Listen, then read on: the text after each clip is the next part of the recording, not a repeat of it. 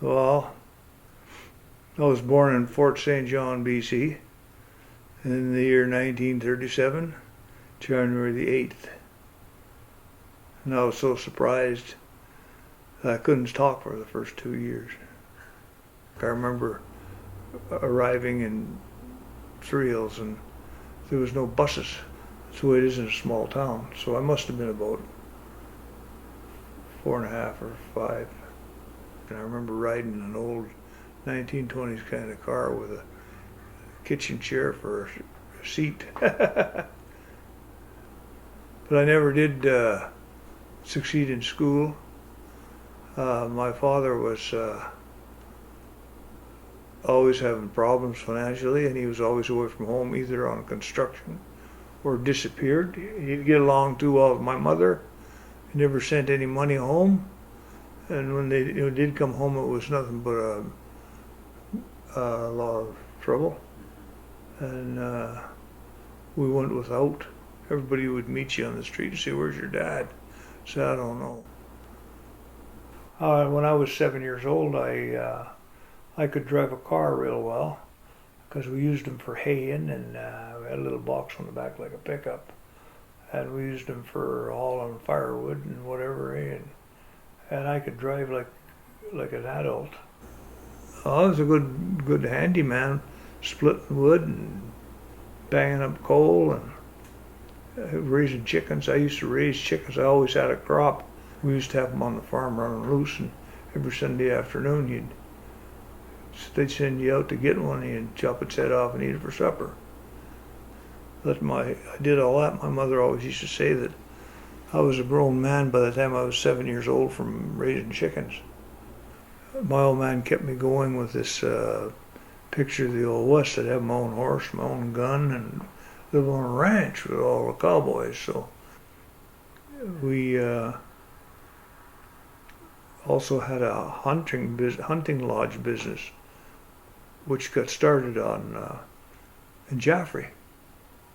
Well, there was lots of problems with that. We had a lot of mountain ranges and no roads, so you were climbing the bald face of the mountain, and you were up in the shale and up at the timberline and going over mountain passes, and there was lots of problems with being up on the mountain and couldn't get down, or got on the shale pit, or had a horse fall and break his leg, or get into a river and go cartwheeling down the river on the back of a horse when you couldn't even swim. And there was a lot of bears around, and I remember one time in particular I was going out and there was no McDonald's up in that area, so I was eating Saskatoons. I looked up and I was walking right into a bear. And the bear was scared and huffed and puffed and barked and ran away. But I went the other way and went on from my life from there. But I went back to the farm up slightly after that, and it was abandoned. I always wore leather jackets. Yeah, I liked them.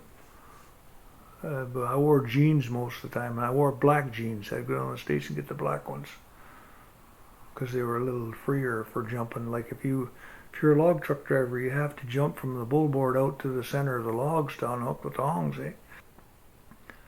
I was a country western guy, and I liked all the old country western singers from cowboys. Well, like Hank Williams, Wolf Carter, Hank Snow, and Johnny Cash were just coming in. But I sang all their songs, yodeled their songs. I never learned to play a guitar because it's hard to learn to play a guitar when you're driving a truck. And so anyway, I always sang in a band. I was very famous for that. You know, everywhere I went, they wanted me to sing, and I enjoyed it. And it was the new era of electrified sound, so you figured you were really going somewhere, eh? Well, there was quite a bit to do in Creston. There was the American border, and we used to go across there and drink beer on a Sunday afternoon. And there was hardly any cops around, so you could drink as much as you wanted. If you didn't run off the road, they'd never catch you. Well, when I met my wife, she was an immigrant that came from Germany, didn't speak a word of English, and she came over here, and every day when I drove by, she was on the road going to work, and I was on the road coming home from work or whatever. and she was a little huffy and a little snobby, and I had no idea at all that we were going to get together. But I had a friend that knew her, and he invited us along on a double date. She wanted to see the Wild West, I guess. And one thing led to another, and we got married, and she had quite a bad time with me and all my goings on, being laid off and switching jobs and switching areas and switching businesses, and I felt quite embarrassed about it. But what we were doing, we were progressing. We had a nice home and a nice car, and we had some connections and some cash flow, and I thought I was doing all right. That's fantastic, you know, because I wanted to put in a lot of hours. I enjoyed my work, and I thought, well, I'll do the work and she can stay home and take care of me, you know, and maybe keep the books and stuff. I was very, very competitive person. Like if somebody could haul 2 loads of logs, I'd haul 4. That seemed fair to me. But a lot of people don't want to do that. You know, they want to make a living, but they don't want to put in long hours, and they don't want to compete, and they don't want to spend the time or the money or pound the piss out of their equipment. They just want to take it easy and keep their expenses down and do a good job. And you come in there and start performing like I did, you wind up in some kind of a mess. I had them sabotaging my trucks lots of times with sugar and battery acid and grindings and drain the rear end oil out and everything, because they would try to do you in. And I moved over to Greenwood and all logs there. And so somebody knocked on my door one day. It was Garvin Ross for Hayes Interior Sales. And I don't know how he got a hold of me or what, gave him the inkling that I might be interested in sales. I sold my house in Creston and sent my wife home to visit her folks. And I come to Kamloops and looked for a house and got a house. And so then I went to work for Mac. Well, it turns out I built a Mac shop in Kamloops here and hired a crew of 30 people and sold record amounts of trucks and put them #1 in British Columbia. And was really doing well. And the guy sold it. And that's when I lost my job. That's history. You know, that's life. They all do that. So here I am without a job. But it didn't stop me. I went and sold equipment for Veneco and did well there too. So I just kept right on going. Then I started learning I got into branch management, and I learned how to put financial statements together, and I got consulted a lot on trucking costs, and I got involved in a lot of negotiations with the truckers and went over all their books and forecasts and so on. I got to be an expert with that. And then there was a lot of equipment in those days that nobody had invented yet, so I designed and built most of my own trailers and stuff and had the welders build it, and it worked excellent. So I was a hero that way, so everything was going my way, and I didn't think I was going to have any problem. And then I got in a bad car accident, and it put me in the hospital for 1 year. And people were kind to me, you know, they tried to keep me going, I think, and gave me some sales and so on, but I was never feeling very good. I was always sick and still am to this day over that accident. But I must have put my family through a lot of hell. However, I was always able to make deals. You know, somebody wanted to buy a truck or sell a truck, I charged them $1,000. So I always had money, but it was never easy. I think it was 1995 I retired. When I was a little boy, my dad was very poor, as we've seen in this thing, and he never took us anywhere or did anything.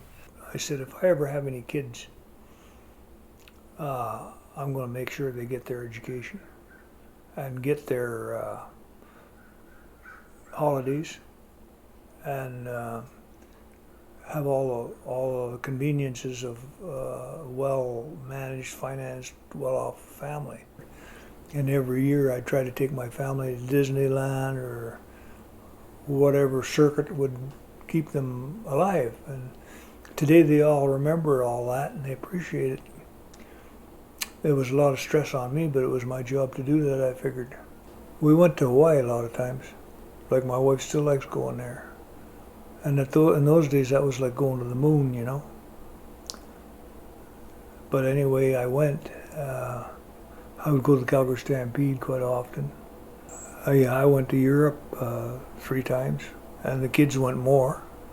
And then I took the trailer. I bought a trailer, and we drug them around and went to different, things, fishing and rodeoing and down the lake and whatever. So I think then I bought a pool, so that would help with giving them something to do. And I said to myself one day, I think I better do something for myself here. I've always worked and got up at 3 in the morning and stayed out till 3 in the morning and worked hard and was always successful, but I don't have much. So I'm going to learn to play the guitar. At least I'll have that, eh? So I started reading on it and listening to it and going out to functions and watching guys play, and got to meet a few musicians, and I tied that in with my music, and I became a half-baked guitar player but a good singer, and that was good enough to get you into any band, So I still do that, and probably after you're finished with this tape here, you'll realize how nice a life and how enriched a life and how lucky I was to do as well as I did. Yeah. And the nice family I got, and everything I got. I've been treated really well by fate. So my doctor asked me one day how I felt about dying, because I was diagnosed to die quite a few times. And I said, well, it'd be like going on a holiday. And a lot of people are waiting to go on a holiday, and I'm waiting to die. And I said to somebody the other day, I don't know what I'm going to do with all my electronics equipment, my guitars and stuff when I die. Well, you don't have to worry about it, Dave. You said you were going on a holiday.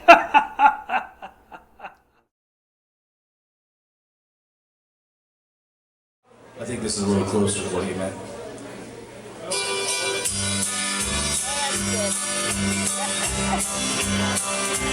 Goodbye, Joe, you gotta go, little mile. You gotta go, feel down the line. Right on the sweetest one, little mile. Son of a gun, have fun on the fire. But you're the line across the pine, feeling good. Cause tonight I'm gonna see my shadows in the moon. Take it down, fill the joy and the gate. Son of a gun, have big fun on the fire.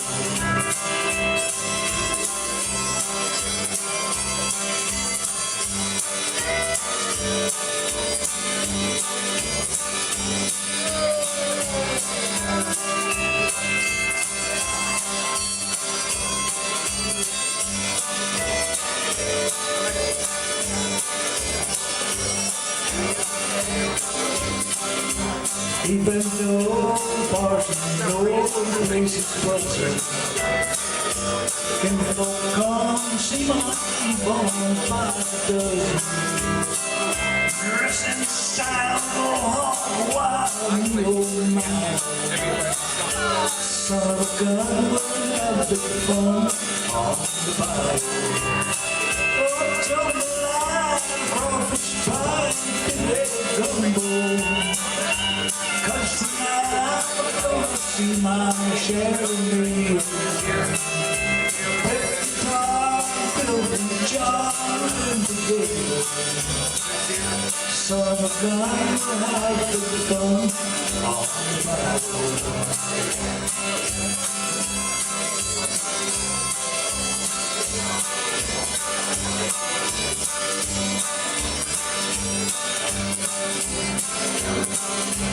You're the light, feel it go. Cause tonight